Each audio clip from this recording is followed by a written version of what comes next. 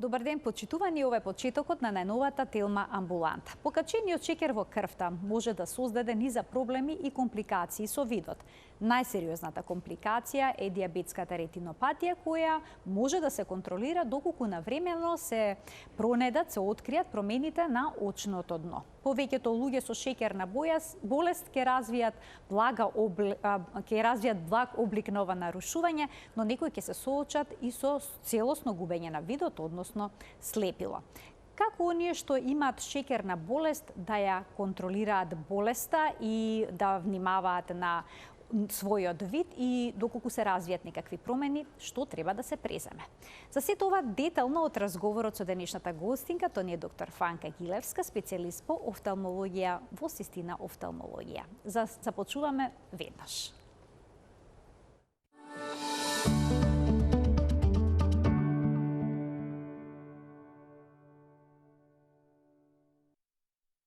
За диабетската ретинопатија денеска зборуваме со доктор Фанка Гилевска, специјалист по офталмологија во Систина офталмологија. Докторке, добар ден. Добре ни дојдовте во студиото на Телма. Благодарам за поканата. Шеќерната болест е хронична и сериозна болест. Покачениот шеќер во крвта создава низа компликации и окото не е поштедено од нив.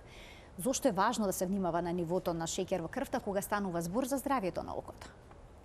Па, вака, вие во вашите емисии често пати разработувајќи различни болести, па така го фаќате и диабетот, тоа е една посебна болест која што од една страна е ендокринолошка болест во смисол дека е резултат на нерегулирана гликемија во крвта, проблеми со лачењето на инсулинот, со неговата активност во организмот. Меѓутоа, исто така таа болест како последица на тие промени создава низа други промени, а тоа е ние викаме васкулопатија, односно проблем со циркулацијата, бидејќи повисокото ниво на шеќер во крвта ја нарушува нормалната циркулација и доведува до оштетување на крвните садови, особено тие најмалите периферни крвни садови. А од друга страна, исто така, освен васкулопатија или проблеми со циркулацијата, е и невропатија, значи ги оштетува и директно нервите.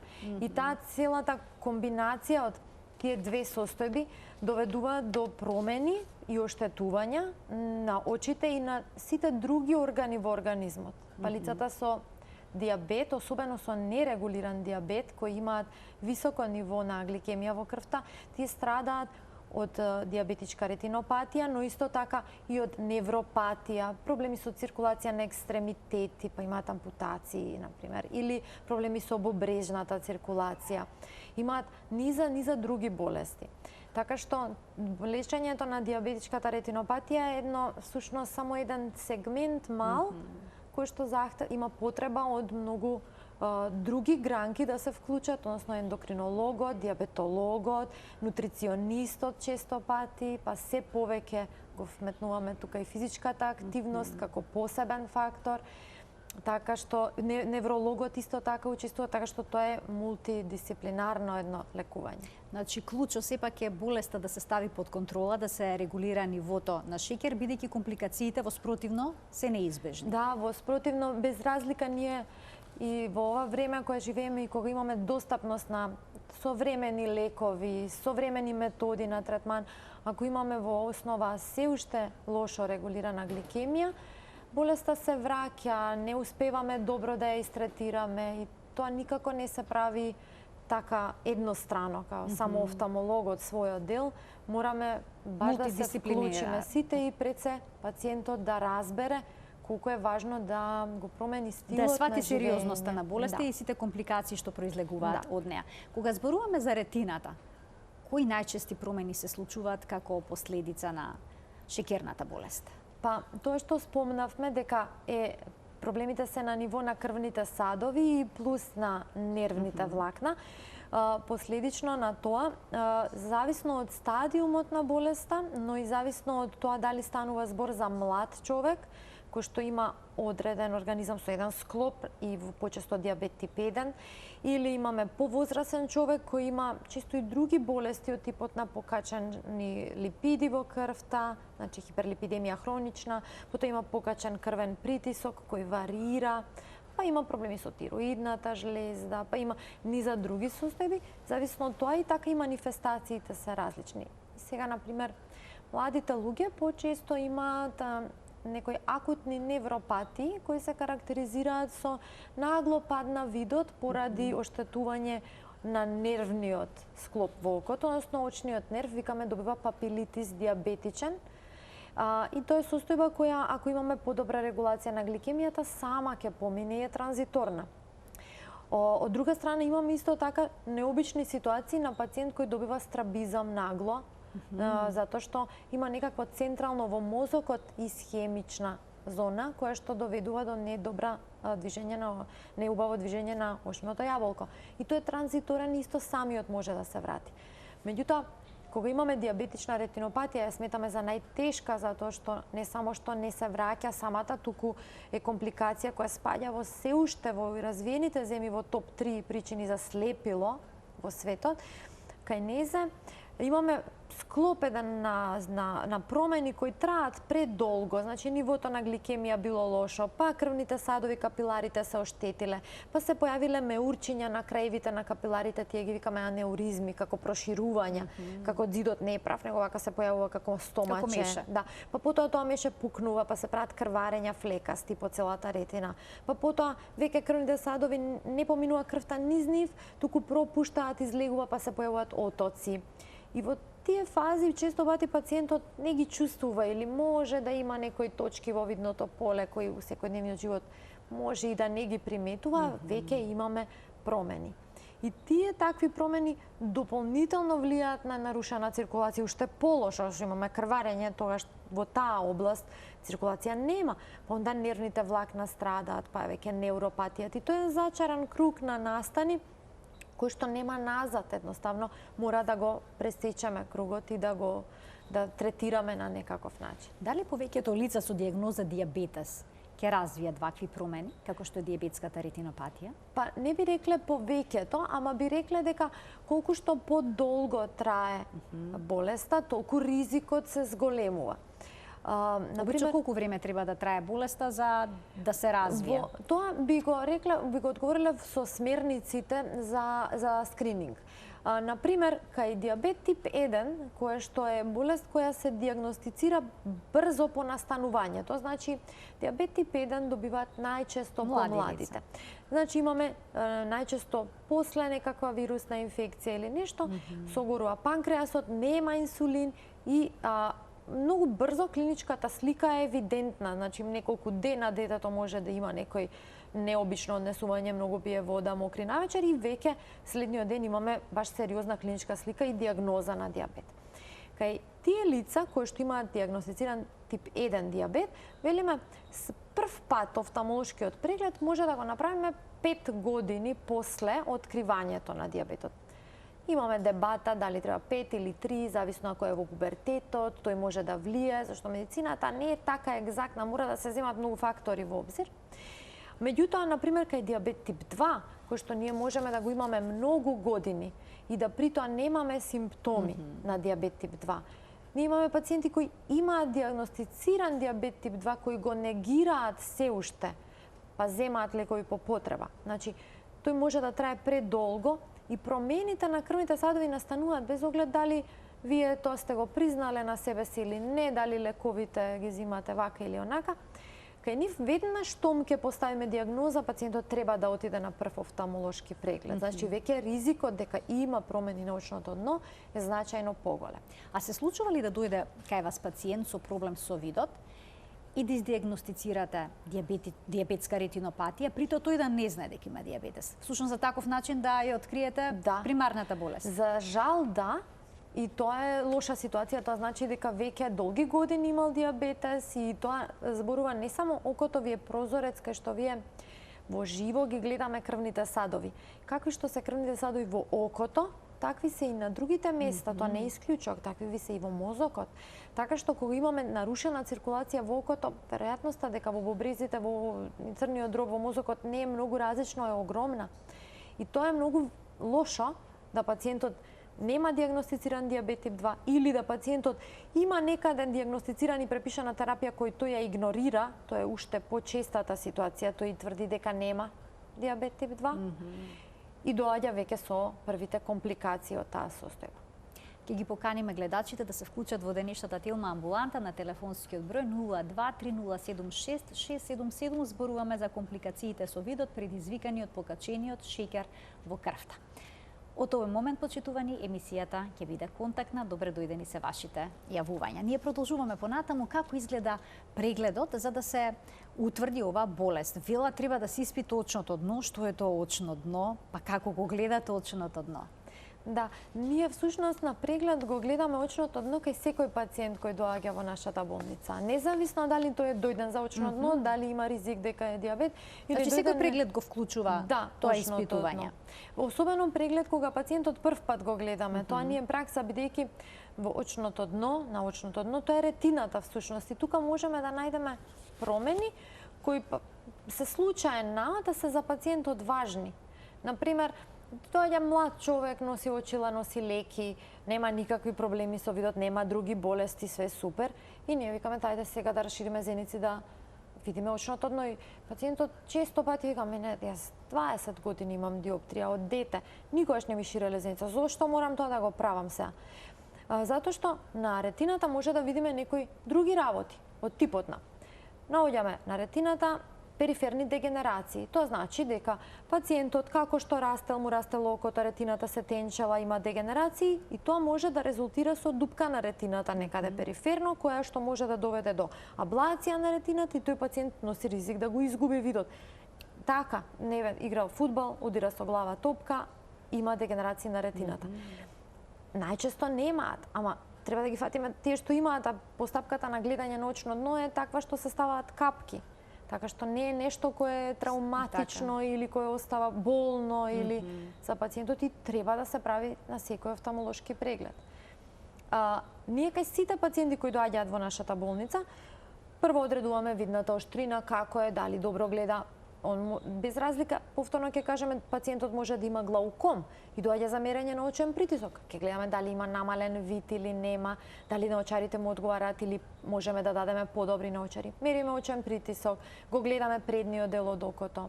Капаците, јачменчиња, сува површина, рожницата дали е бистра, катаракта дали има или нема. Па шириме зеници, па гледаме повторно внатре, ретината, нервот, крвните садови, периферијата. И тој е преглед кој трае отприлика, да речеме 40 на минути и за 40 минути ние можеме да речеме да, вашето око е здраво, имате малку промена во диоптријата или можеме да најдеме чудо работи кои пациентот не е свесен дека ги има, може да го спасат од многу поагресивни лекувачки постапки понатаму. Имаме двајца гледачи што сакаат да се вклучат во денешната емисија со нивни прашања. Добар ден за првиот од нив. Добар ден. Дали се слушаме со гледачот? Да, ве слушаме, така е. Повелете. Така, поздрав. Поздрав и до вас. Јас сум 47 години. Така. Пред 2 месеци направив систематски преглед, немам шеќер. А сега ми се појави пред месец дена крварење во левото око. И капкот ми падна надоле. И капакот да ви падна? прашам докторката, бев во Систина, ми препишаа терапија, а испримав терапиите. Вчера бев кај во Кавадарци. И сега ми препишаа патанол и витамин B99. Докторот ми вика дека алергија може да биде алергија сега. Да. А од Систина ми рекоа, оди вика, снима си главата, може да е тумор или нешто друго. Да. А капакот ви цел месец го имам проблем. Така. Има докторката под прашање. А капакот ви седи спуштен цело време? Да, спуштен и сега кога испримав терапијата од Систина си земав и овие, како ги викат, проколин. По една капка. Така, но дали ви се крена капакот или остана спуштен? Не се спуштен. Така, добро. И понатаму ви е спуштен. Ви благодарам за вклучувањето во програма. Повелете, доктор. Кога капакот е спуштен, пациентот фино кажа, регулацијата на движењето на капакот е регулирано од одредени нерви кои доаѓаат до мускулот и го прават трепкањето. Кога капакот е спуштен, многу најчесто може или причината може да биде локална, значи како вика пациентот алергија, патанол, нешто кое што прави дека пак биде потежок, па не може убаво да се дигне, па вака имаме како еден вид на оток, па затоа е спуштен. Но исто така може да не функционира таа спрега нервот и мускулот, што најчесто може да биде или во нервот, значи имаме некаква невролошка промена во мозокот, пошто тој нерв од мозокот доаѓа, и затоа е препорачана магнетна резонанца да се исклучи, или на спојот меѓу нервот и мускулот, каде што исто така на неврологија треба да се исклучат болести од типот на мијастенија гравис, кај што имаме проблем во комуникацијата меѓу нервот и мускулот, или дегенеративна промена на самиот мускул, кај што капакот се откачил од мускулот од своето место и тогаш имаме дегенеративен процес кој понатака може на офталмологија оперативно да се лекува. Значи сите три работи можат и треба да се исклучат едно по едно. Значи еве на пример пациентот добил патанол за алергија, треба да направи магнетна резонанца, се исклучат промени во мозокот. Тие промени не мора баш да се тумори, може да се некои исхемични процеси, циркулаторни, без разлика што нема диабет, може да има покачен крвен притисок кој направил скок, некои и микроинфаркти настануваат на сличен начин. Микроинфаркти се состојби кај што на мала зона имаме нарушена циркулација. И на крај може да е сепак во таа врска и да се испита на неврологија со одредени медикаменти. Уште еден гледач добив знак дека сака да се вклучи во денешната емисија. Добар ден. Добар ден за гледачот. Еве уште една можност за него да се вклучи. Добар ден. Дали се уште го имаме гледачот на линија? Добар ден. Мислам дека има некаков проблем. Нека се јави, нека се обиде повторно. Колку време болеста може диабетската ретинопатија може да не дава никакви симптоми и во која фаза од болеста обично се забележуваат? Па, таа може таа траењето на таа предклиничка, викаме базична диабетична ретинопатија, кај што имаме овие точкасти крварења, мали зони на пропуштање, она може да трае и долго. Тоа долго, велиме, може да трае и со години реално. Зависи од другата состојба на пациентот. Сега, жалосно е што пациентите најчесто, да речеме, поминуваат години на недиагностицирана форма и сега кога ќе откријат имаме на многу силни симптоми, најчесто ја приметуваме, односно пациентот кога ја приметува, кога има масивни крварења. Масивни крварења настануваат кога веќе имаме диви крвни садови, а таа е форма која е понапредна форма. Значи веќе од овие постоечките крвни садови кои не работат, значи се развила нови капилари. Да, затоа што имаме, нели ја спомнавме таа формата кај што имаме постоечка циркулација и она не е добра. Сега кога таа не е добра, окото, ткивата внатре велат ми треба подобра циркулација и сега ќе создадам една супстанца која што ќе креира растење на нови крвни садови. И тоа е ВГФ супстанцата. Тоа е кратенка од васкуларен, крвносадовен, ендотелен, значи за зидот, growth factor или фактор на раст на крвни садови. И тогаш таа супстанца се лачи во голема количина внатре во окото и од постоечките крвни садови, од нивните поголеми гранки, почнуваат како диви да се создаваат диви ненормални крвни садови кои брзо растат. Возрасен човек ништо не може така брзо да порасне. И тие се проблематични зашто кога ќе пукне таков див крвен сад, настанува масивно крварење. А полесно пукаат?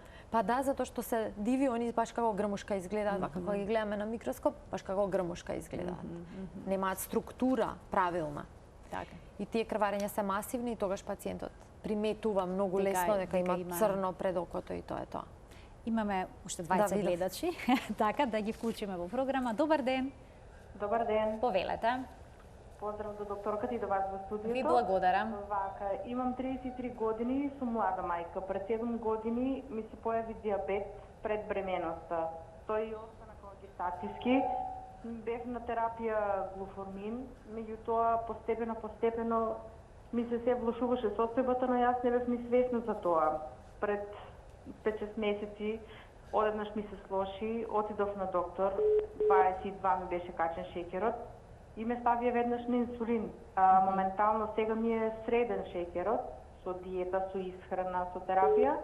Меѓутоа, понекогаш кога ми се качи шеќерот, осеќам премногу болки во слепочниците и во очите, ми се замагли видот и многу тешко гледам. Дали има некој проблем? Бев научен доктор, ми ги прошири само зениците, рекол дека се е во ред. Аха, Меѓутоа, тие главоболки во слепите очи продолжуваат и понатаму. Така, и понатаму имате главоболки, но на прегледот со проширување на зениците, значи на прегледот ночното дно, немало никакви промени. Ви благодарам за вклучувањето. Повелете. Кога имаме промени во нивото на гликемија во текот и на еден ден, кај пациенти кои имаат така лоша регулација, барем овој период на лоша регулација, тие постигнуваат различни вредности. Во моментот најден е 22, тој може нагладно да били 5, па повторно се каже. И тие промени прават да во самиот момент на 22 кога е шеќерот, внатре во окото, леќата има различна структура под влијание на повисоко ниво на гликемија, влече вода во себе, па таа набабрува.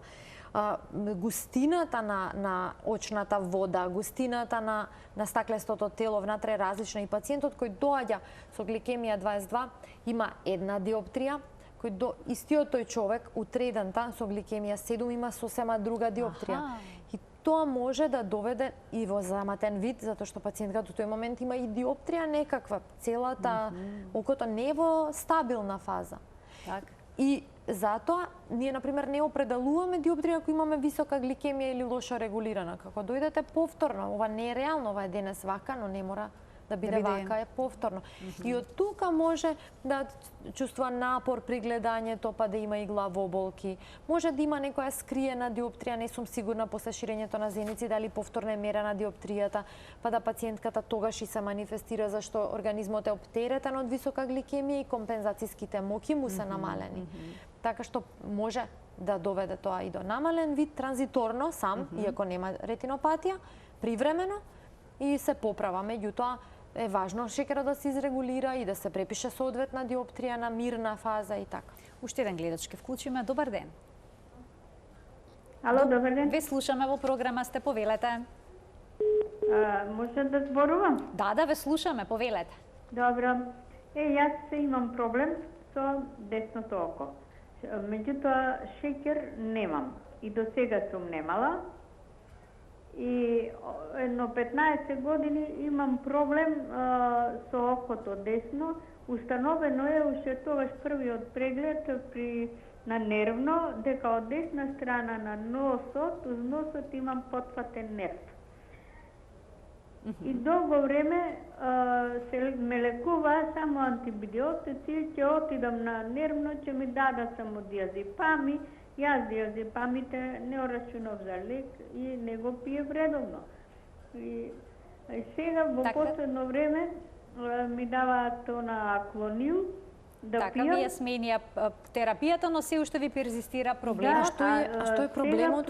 Каков проблем со окото имате? Капакот ми паѓа од десното око, ми се затвара капакот. Стои едно известно време малце, додека јас со рака не земам малце се помасирам кај окото и да подигнам, и нервот ми фајќа доле до устата, така ме затега. Така, така што да се преземе? Нервно, очно, ушно, без никаков резултат, еве се ми е полошо и полошо. Така, ви благодарам за вклучувањето.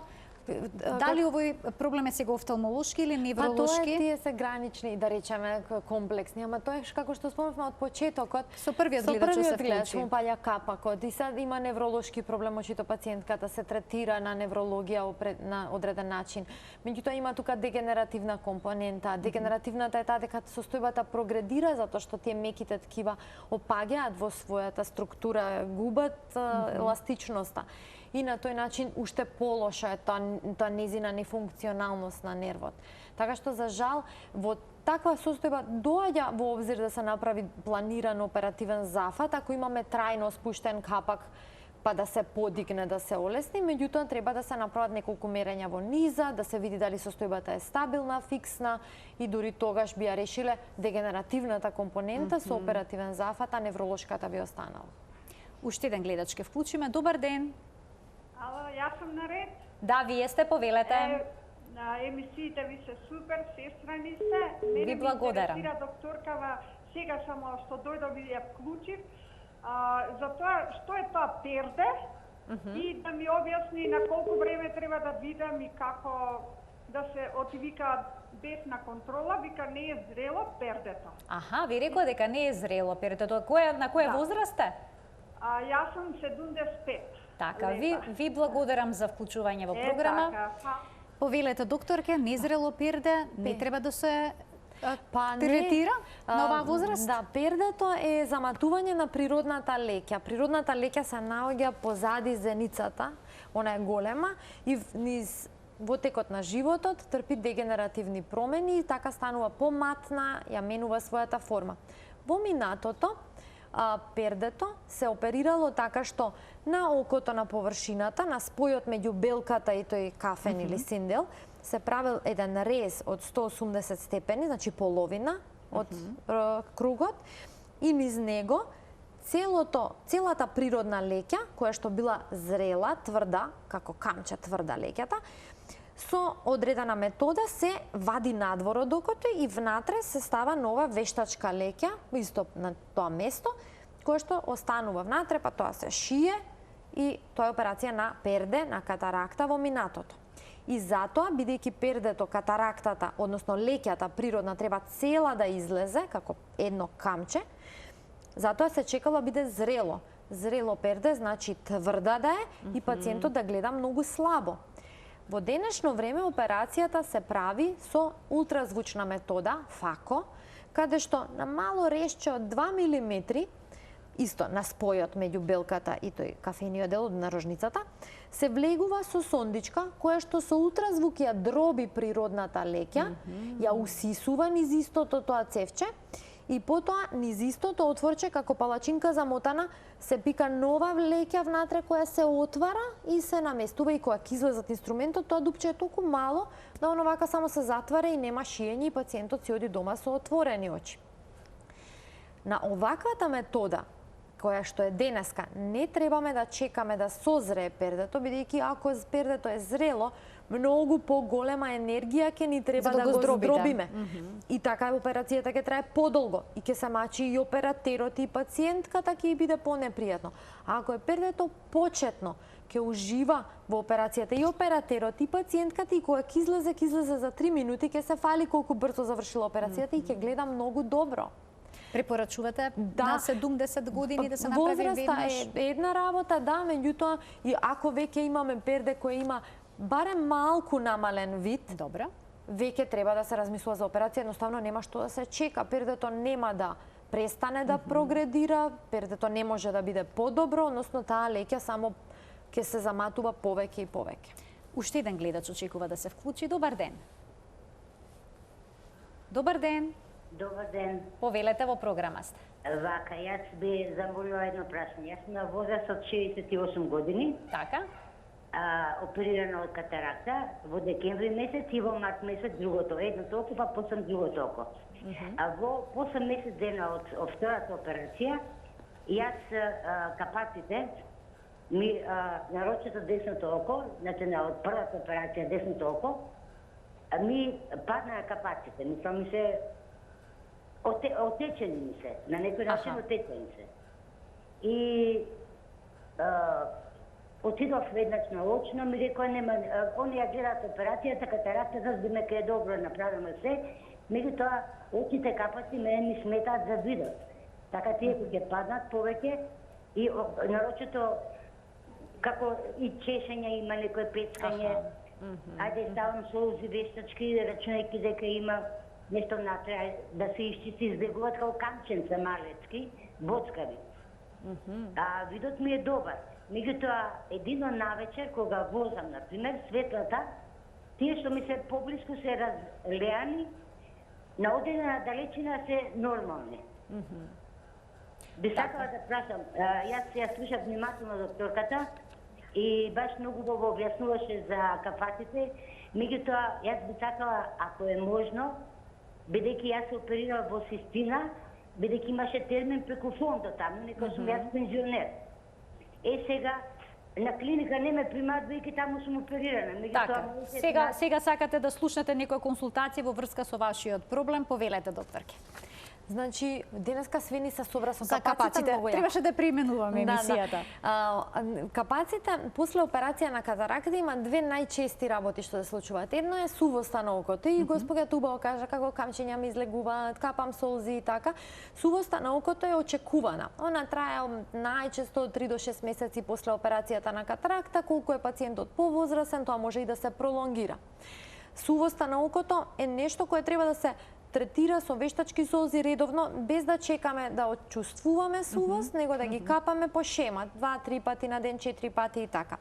Сувоста на окото може да доведе до благи иритации на окото, кое што капакот го прават подебел, потежок да паѓа и така. Са втората работа, кај операција на катаракта, некогаш кај пациент кој има предиспозиција да капаците, имате луѓе кои имаат големи капаци, меки капаци, кои имаат масното ткиво, мекото сврзно ткиво под кожата му е многу нежно, и има таква склоност да се олабави таа регија. И сега операцијата на катаракта кога се прави со тоа едно како држач, вака ги отвара очите, и целата таа процедура може да придонесе да се забрза дегенеративниот процес на регијата околу окото, капаците.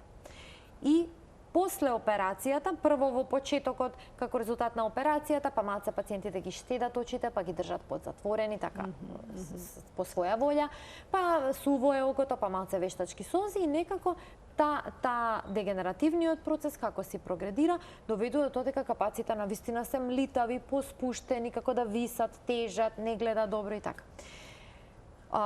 Во таква ситуација, кога дегенеративната компонента ни е доминантна, по описот на пациентката, оперативен зафат на капаците би било одлично решение. Ке ги подигне, ке ги ослободи капаците и тоа може да го направи кај нас, може да се јави кај нас да ја побара доктор Викторија Филева, ке направи преглед, ке направат мерења, ке покаже како ќе изгледа после операцијата, како би изгледало, како она би гледала и како би се чувствувала со капаците и тоа многу брзо ќе го решат.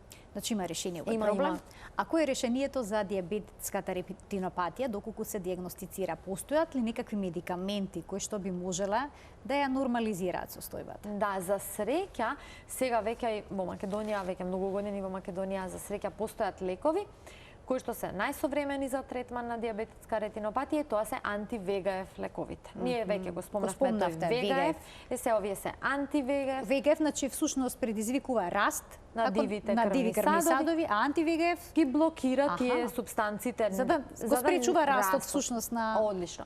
на новите крвни тоа е садови. механизмот. И сега на веќе постоечки диви крвни садови, анти-ВГФ инекциите, они не можат нив не можат тие да исчезнат. Но можат, ако немаат од тој што ги потенцира нивното растење, да се испразнат, да се исушат и полека да се, да речеме, смират. Они ќе постојат, ама ќе бидат празни и суви. Нема да бидат активни и склони кон крварење и понатамошно растење. Она што е многу важно од една страна е дека анти-ВГФ инекциите мора да одат во комбинација со, како ни почна разговорот, со промена на навиките, со добра регулација на гликемијата, затоа што тоа се лекови кои што се многу вредни, а ако немаме базична добра ситуација кај пациентот, како во дупната вреќа да ставаме нешто многу значи, вредно. Значи, ако не е регулиран шеќерот, тоа е едно. Да, мораме шекерот да биде регулиран, крвниот притисок да биде регулиран, мастите да ги средиме. Значи пациентот да сериозно ги промени своите навики и затоа е многу важно кога ние ќе дијагностицираме, многу разговараме со пациентите. Втора работа е, кога ќе почнеме со анти-ВГФ третманот, добро е да тој се дава редовно. Значи да имаме континуитет. Што значи колку често? Еднаш месечно.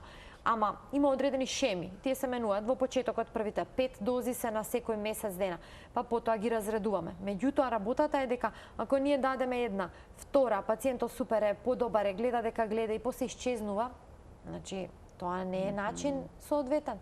Пациентот додека ужива во своето подобрување, се ќе се врати назад и кога ќе се врати повторно со симптоми, за џабе ни се дадени претходните инекции. Значи, мора да имаме некој план, да, подобро е, меѓутоа тоа што е подобро денес нема да трае ако не продолжиме со третманите. И мора таа шема барем колку време обично да треба да траат овие третмани? Еве еднаш месечно се прима обично. Они се даваат првите 5 месеци се по еднаш месечно. Добре. И потоа велиме ги разредуваме. Ако имаме мирна ситуација, ги даваме на 2 месеца, па разредуваме уште повеќе. Ако пациентот можеме да дадеме на 4 месеци и пациентот има стабилна состојба, онда можеме да речеме дека е окей и го прекинуваме. Тие се стават инјективно во око. Каде во окото? На белката, малку подалеку од тој централниот дел, отприлика 4 мм од страна. Најчесто долно надворешниот дел од окото или во горниот дел на 12. Каде се стават во операциона сала? сала? Да, во операциона сала. Во операциона сала ги даваме не затоа што во нашата болница особено на тоа на хигиената пазиме на тие протоколите за работа, за да се спречи било каков ризик од инфекција и најмал ризик од инфекција. И затоа преферираме сала. Инекцијата трае кратко со локална анестезија, со капки, не е болна. Непријатно е? Па, непријатно е зашто сега вие у сала лежите светло, така, во тој смисол, а не е нешто за окото толку непријатно. Имаме гледач, да му дадеме предност, па ќе продолжиме со нашиот разговор, но имаме и со така премалку време останато до крајот на денешното издание, затоа ќе го замолам гледачот што по концизно и конкретно го постави прашањето за да може да добие одговор. Добар ден. Добар ден. Повелете. Одма да кажам, имам 80 години, али кога гледам навечер, кога е цела, да речеме, месечината, јас не ја гледам како една, ја гледам како 5-6 круга да има додатни на неа. И телевизорот сега моментално, аз малку замаглено ве гледам. Јас не сум прегледала крвта веќе 3-4 години, откако е пандемијата и не излегувам надвор, ама малку имав масноти и 5,9 шекерот беше, така нешто. Друг пат не знам некои такви проблеми. Меѓутоа немам стално еднаков притисок, плюс имам по 150. Притисокот горе-доле, најчесто низок. Дали јас сум и осеќам некогаш десното око само да ми како да ми солзи, па и некои ситни што рековте како трошки нешто така се уват, а левото око повеќе ми е суво и тоа левото око ставно знае да ми игра, што вела старите, ставно ми игра, нели? И вака сум узнемирена, искам да ви кажам, не знам, кога сум била тогаш на преглед, имав рекла катаракта на двете очи, ама јас си останав така дома седејки заради условите. Не бе вакцинирана, се плашам, бидам одма да кажам. Сега што е моје, дали е хитно мојава состојба? Така, зашто се работи, дали може да се реши овој проблем? Благодарам за вклучувањето, повелете. Сакам да прашам дали има пациентката оперирана катаракта или не. Тие феномени видни кои што ги опиша господјата, многу често се резултат на појава на диоптрија, појава на катаракта, се деформира сликата, 5-месечени и така. Тоа е сосема различно од овие чувство на суво око, солзењето е исто манифестација на суво око, колку и да звучи парадоксално дека ми солзи окото, всушност е суво окото, пробува да надокнади па затоа солзи. Но во секој случај пациентката мора да отиде на преглед за катарактата да се види до каде, затоа што луѓето у рокот повеќе години седат дома, катарактата прогредира, они во познат простор се навикнуваат да функционираат и не се свесни колку не гледаат. Затоа што се е познато околу нив, знаат на памет сите работи низ дома и во тоа е проблемот дека кога ќе ги ставиме во друга средина, например на преглед, сваќа колку не гледа. И таа разлика од претходниот преглед пред неколку години може да биде 50-60% намален вид од тогаш до сега. Значи, советувате сега се направи еден офталмолошки преглед за катаракта. И моето последно прашање за денеска, бидејќи имаме навистина малку време, дали можат овие анти-ВГФ инекции да се повторуваат? Еве некој пациент прима, има подобрување, сметате дека терапијата завршила, но по 2-3 години повторно има проблем. Може да се повтори? Може. Доколку еден лек не дава кај него резултат, може да се смени. Имам повеќе анти-ВГФ инекции на нашиот пазар во Македонија се присутни авастинот и елеата. Авастинот е леков, значи тој лек не е регистриран за третман за око, ама го третираме ние, не само ние, цел свет го дава за око во мали дози. Тој е за тумори, ако не се лажам. И тој се дава за око. Насекаде се дава и кај нас, пациентите се информирани, знаат. На него основа на тој лек е смислена аелеата, која што е многу подобар лек, паковане како за око, не е како за тумори други па да извлекуваме мала доза, него е за око наменет. И тоа е подобар лек, има подолго време на траење, поголема потентност, значи појаке. Секогаш има ефикасност оваа терапија? И сега, терапијата генерално има секогаш ефикасност, мада пациентите некогаш се нестрпливи, затоа што понекогаш неефикасноста вие не можете да ја видите одма до следната контрола дека имам 3 реда подобар вид или имав 2 инекции кај што видот ми се подобруваше, сега ми стагнира. Многу процеси се случуваат во окото и некогаш има повеќе компоненти на подобрувањето. Имаме добар ден, како сте, дали гледате подобро, тоа е едната субјективната компонента. Втората е да јас измерам колку гледа и дали гледа подобро од претходно. И третата е да направам слики, мерења и да документирам дали гледа подобро. И мора сите да се земаат во обзир. И така ефикасноста на лекот се проценува покомплексно. И како вашите пациенти ја прифаќаат диагнозата? При При целиот процес на лекување? Ја прифаќаат онака како што ќе ние представиме. Всушност е многу важно тој разговорот со пациентот да биде еден баланс меѓу тоа да го исплашиме пациентот, да мисли дека готово ќе ослепи и меѓу тоа да тотално не обрнеме внимание и да тој продолжи со секако порано и да чека симптомите да се појачаат или појават, зависи во која фаза е. Оно што е важно е да си земеме време за пациентот и да седнеме да поразговараме со него и да му објасниме целата состојба и со окото и системски, да ги вклучиме нашите колеги, другите доктори и во една заедничка преписка со нив преку извештаите, преку пациентот, да го тој пациент доведеме во ред. Нашата болница во однос на таа комуникација со пациентот особено вложува многу напори. Имаме посебно и основавме една академија за токму за таа комуникација и учење на вештини на комуникација со пациент, затоа што сметаме дека тука ни е, да речеме, барем третина од лекувањето, ако пациентот ни е добар соработник. Докторке, секогаш е задоволство кога сте во студиото на Тилма, бидејќи многу убаво на сликовит начин ги појаснувате оние сложени аспекти за здравјето на окото. Ви благодарам за поканата, секогаш ми е задоволство да дојдам. Почитувани, ова беше се во денешната Тилма амбуланта. Ви благодарам за вниманието со кое што не следевте. Имајте пријатен ден.